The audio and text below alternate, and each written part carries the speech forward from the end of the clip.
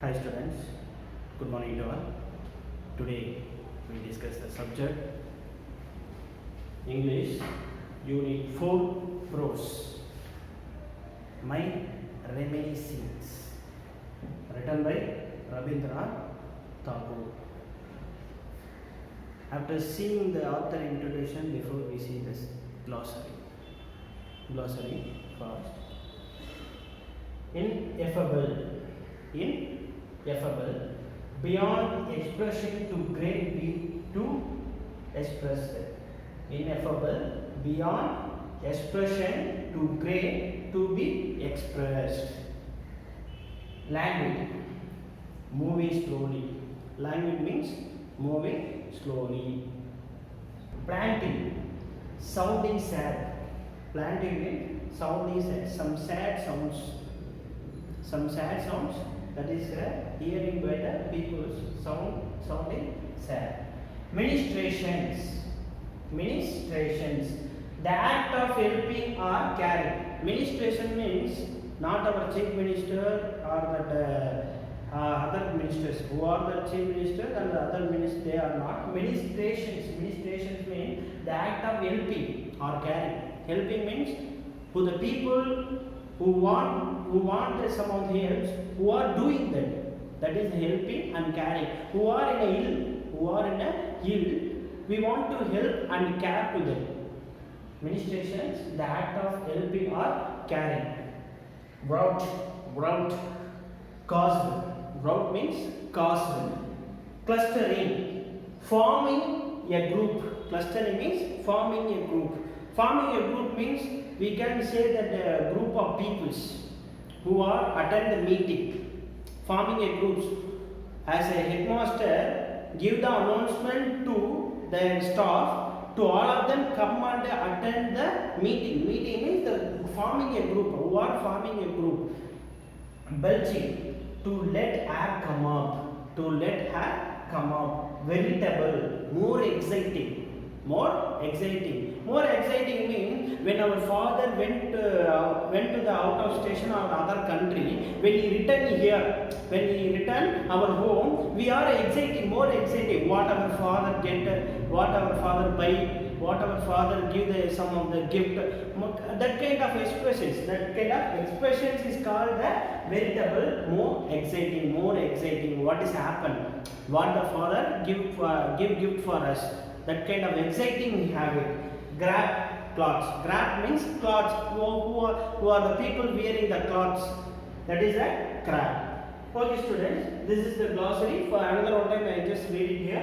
Ineffable, beyond expression, too great. Too means is another word. Too great means more than more. Two means more. The TWO, more. Too great to be expressed. Language. Moving slowly. Planting, sounding sad sounds. Ministrations, the act of helping or caring. Act of helping, who are the ill, who we want to take the caring. Route, causal. Clustering, forming a group. Belching, to let air come up. Veritable, more exciting. Crab, clothes. Okay, students, now we see the author introduction first. About the author, Rabindranath Tagore. Who was the author for My Reminiscence? Rabindranath Tagore. About the author, he was born 1861 and died 1941. Born 1861, died 1941, and he was a Nobel Prize winning Bengali poet. As an Indian, he was a Bengali poet. He was an author, philosopher, artist, and educator. Wrote one of the great, wonderful, fantastic writing means Gitanjali. That is one of the great writing, Gitanjali. When he write means 1912. My Reminiscence was written and published in 5th year, shortly before he started on a trip to Europe and America. My Reminiscence was written and published in 5th year, shortly before he started on a trip to Europe and America for his failing health in 1912. For his failing health means he had the bad condition. He is in that bad condition. In that time he is writing that my reminiscence in 1912. It was in the course of trip. It was in the course of trip that he wrote for the first time in English language for publication. It was in the course of trip. In that trip that he wrote for the first time. The first time he translated in English language for a publication. Okay, students. Now we discuss the summary of the prose, my reminiscence, written by Rabindranath Tagore. Tagore returned home from the outset of his second voyage to England. His brother Jodhindra lived in a riverside villa at Chandranagpur in West Bengal. Tagore went there to stay with him. With a sad longing, Tagore recaptured his incredible days spent joyfully along the wooded banks of the river Ganges. But the bright sky, breeze, flow of the river, it stretched from horizon to horizon, greenery, all were the food and drink for the hungry and thirsty soul of the author. The author noticed many changes when he visited the Ganges after a long time. The author noticed many changes when he visited the Ganges after a long time. The greenery had been replaced. The greenery had been replaced by huge noisy mills emitting smoke. This might be for good, but the author could not agree on it. The author spent his afternoons at the riverside singing songs to his own tunes and playing the harmonium. Sometimes he sailed in the boat singing songs with his brother playing the violin till the evening. At night, Tagore sat on the terrace facing the river. He viewed the river reflecting the moonlight, dark trees bordered the river banks and silver streak separating the land and water. Tagore described his villa, Moren's garden. What is the Tagore's villa? Name of the Tagore's villa is Moren's garden. Moren's garden. It had stone stairs leading to broad veranda. The rooms were not on the same level. There is no same level of the rooms and not regularly arranged. The big sitting room facing the landing steps had stirred glass windows with the colored pictures. One picture had a swing hanging from a dense branch with a couple on it. The other picture had people walking on a staircase leading a castle-like palace in grand dresses. When the light fell on the glass pictures, it made the scene alive. The scene is like look as alive. Tagore's room was in a round tower on the top with windows around viewing the tree tops and the sky. Tagore wrote his famous poem from his room. Okay, students, now we discuss the summary after. Okay, students, now we see the summary. Now, okay, students, now we discuss the summary. Again, we go for the line by line of the My Reminiscence written by the Rabindranath Tagore. Now, we discuss the prose My Reminiscence line by line. Listen to the teacher and read this section. When I returned home from the outset of my second voyage to England. When I returned home from the outset of my second voyage to England, my brother Putrindra and sister-in-law were living in a riverside villa at Chandranagore, and there I went to stay with them.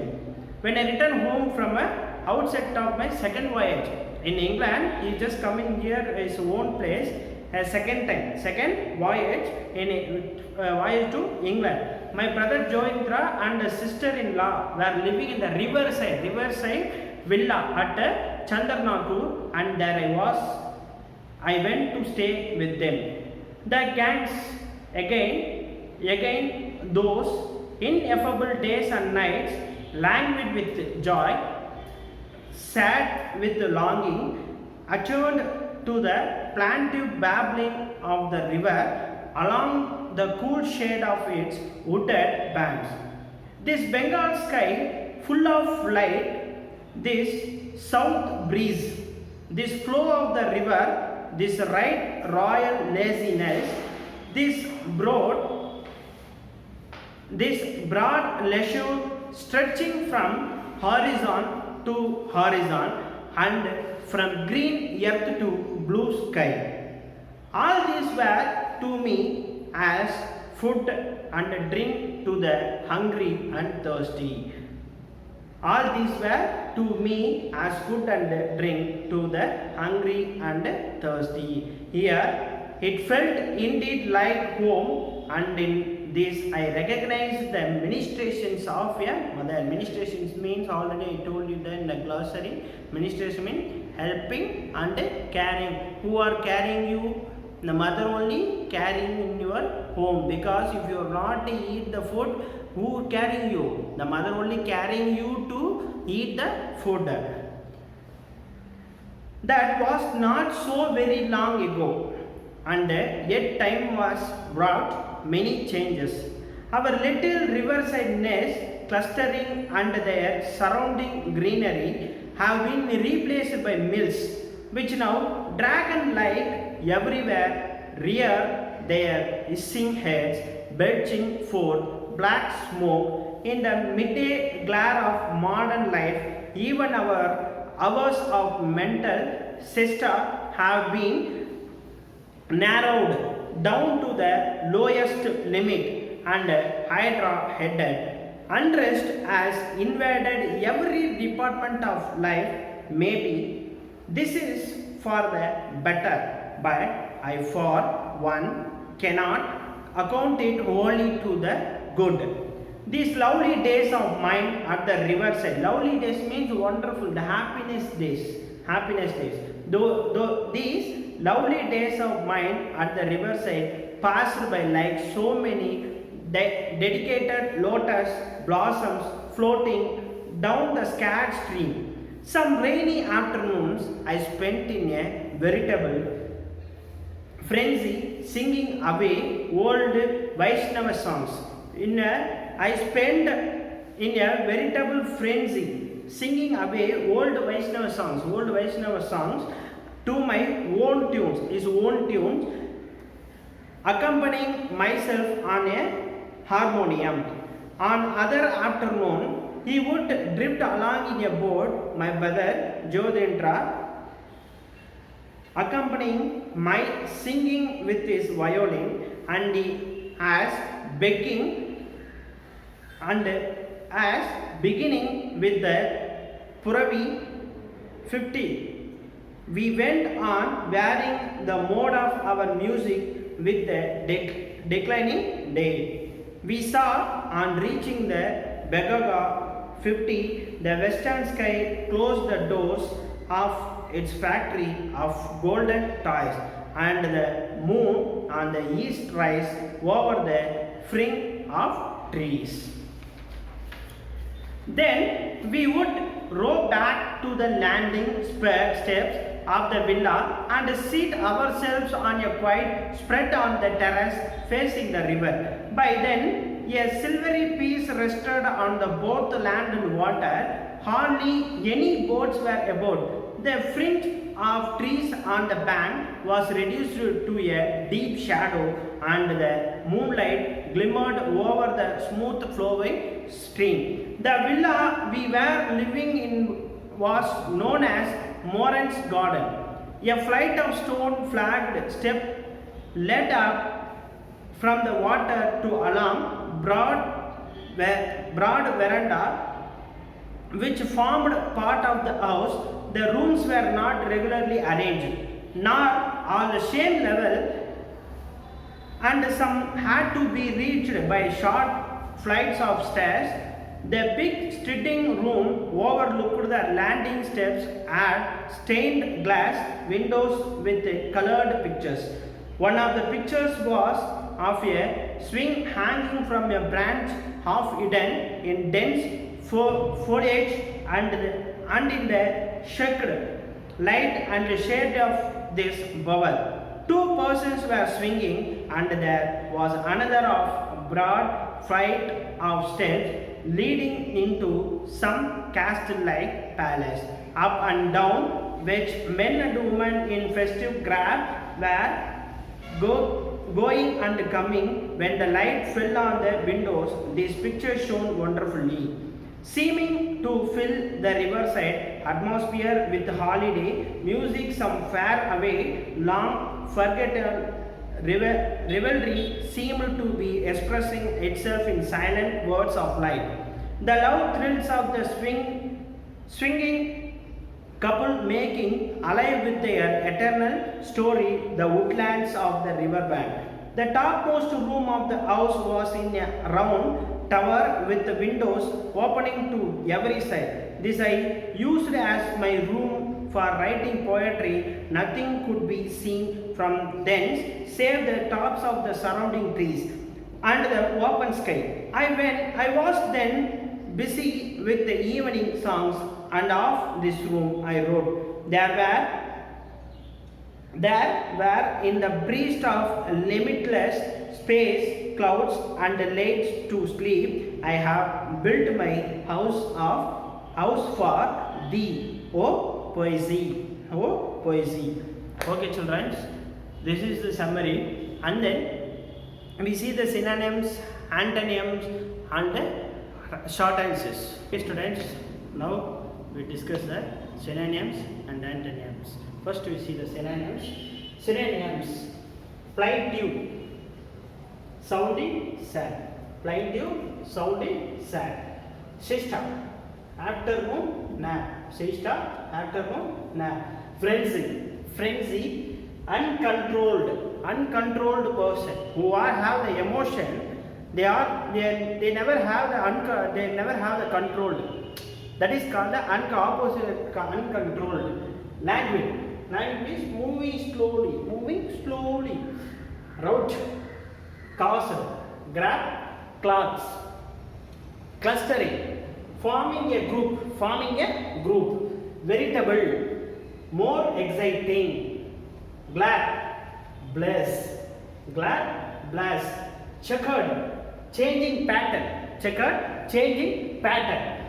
Antonyms: clustering, scattering. Veritable, boring. Veritable is boring. When you are in the class, in the maths, physics, chemistry, in the subject who are the teaching, definitely you have some of the boring. Floating, sinking. Smooth, rough. Narrowed, widen. Busy, idle. Frenzy, calm. Languid, active. Plaintive, cheerful. Wrote, unformed. These are the synonyms and antonyms for the section Prose Unit 4, My Reminiscence, written by Rabindranath Tagore. 2 marks and then 5 marks. I give the writing script.